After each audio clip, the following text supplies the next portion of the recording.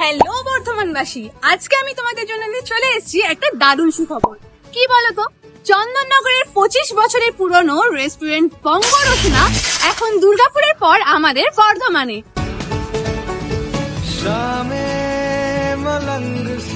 আর এটি grand opening হতে চলেছে 14 নভেম্বর 2025।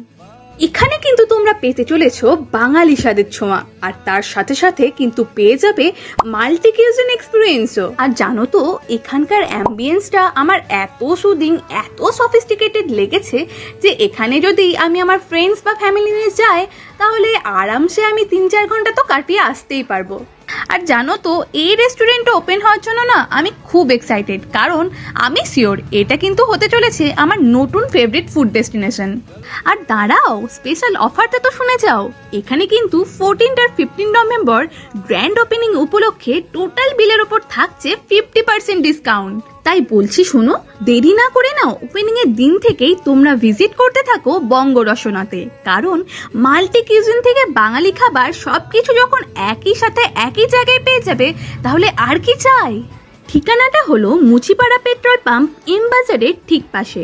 তোমরা কিন্তু সবাই নিমন্ত্রিত, ভুলো না যেন।